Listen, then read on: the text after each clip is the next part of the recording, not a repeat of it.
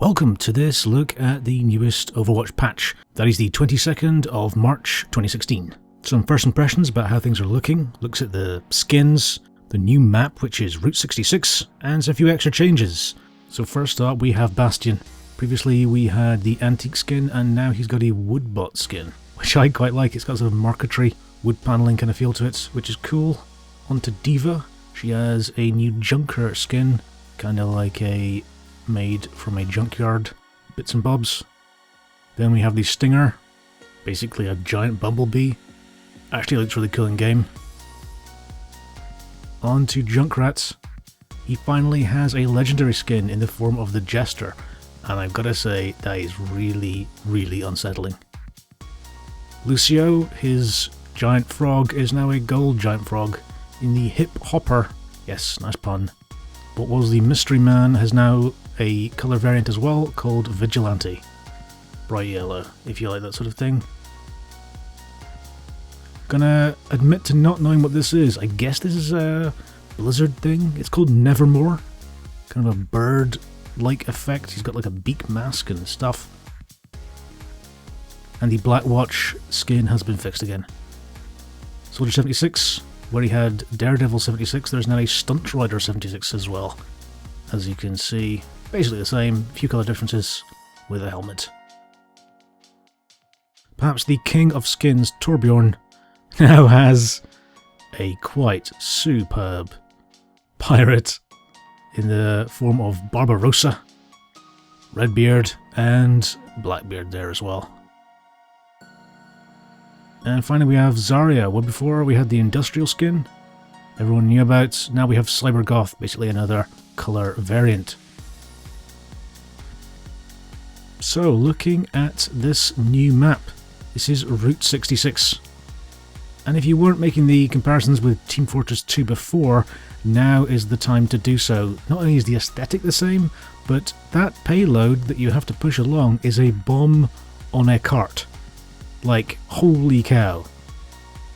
This is the main route. Has this kind of Americana feel to things. There's like a biker gang hideout with these kind of futuristic bikes. The biker gang, the Deadlock Devils. Appears to be the name of the town. There's like other businesses with the name on there as well. And then finally you push up into this final section where the payload is delivered. So how does it play? Well, the answer is quite well, to be honest. It seems to be quite biased towards the attackers at the moment, but that's probably just partly due to people not knowing the layout of the map, and obviously the actual payload you're pushing is quite a centre point for the attackers. It's easy to focus on.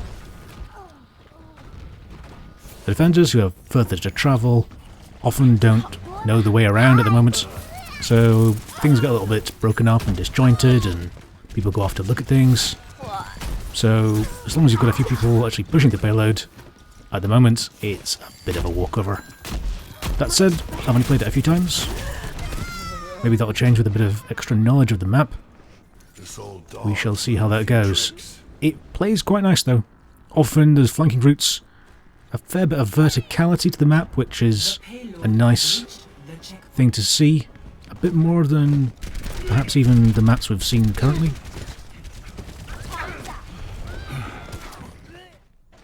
There's this diner as well, with all these awesome posters and things scattered around. Really quite neat. A moment to enjoy some. I mean, so much work gone into this. Probably just a moment, though. This isn't the work of a moment. And on attackers, obviously the defenders have time to set up turrets and things. So there's a bit of a push out required. This first part of the map with all this stuff on the ground, it did feel really unusual at the start, even in comparison to the normal game. There's not that kind of junk on the ground, and bumping into stuff felt a bit odd actually. But once you're clear of that first section, the rest of the map feels really nice and flowing. That verticality you can see with the different levels. Finally through to the final part. This kind of industrial hall with trucks and things. Presumably the biker lair. Quite good, quite a nice change from the rest of the map, I would say. Again, flanking routes on most sides. Some of those revolving pads as well. And now we look at some of the other changes. Some UI changes, the actual player images, they've changed. Little things like the final icons, the gold, silver, bronze, they've changed again. If you look down at the bottom XP bar, you're about to see it say consecutive match bonus there as well. That seems to be something new. I'm not sure if that's increased total or we're finally being told about it. This is a really strange one. They've got a call out now for team kill, which I'm going to be honest, the first time I saw it, I thought that it was, you know, friendly fire was on.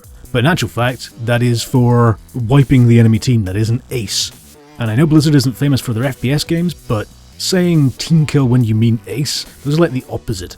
So I'd really like to see Blizzard change that around, because team kill does not mean wiping the enemy team in an FPS game. Also in this patch, achievements. Things like playing with your friends, doing a couple of objectives without dying, stuff like that. You basically unlock them, you see a little pop-up during the game, and you seem to get a spray from it. Seems to be the most common reward, which is a bit disappointing as someone who doesn't particularly value sprays a lot, but maybe that'll be expanded as well. We also have the new highlight system, so this is basically like play of the game, but it's always for you.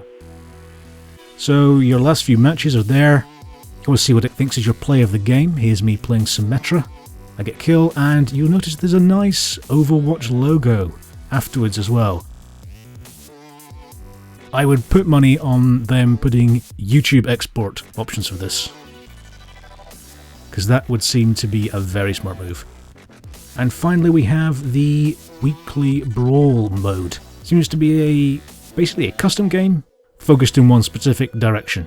In this case we have the Super Shimada Brothers, which is quite a nice play on words. So you have Hanamura with Genji and Hanzo only. Faster abilities but slower ultimates. Interesting to see that there's like a variation of the main game rolled out to see perhaps how popular different things are.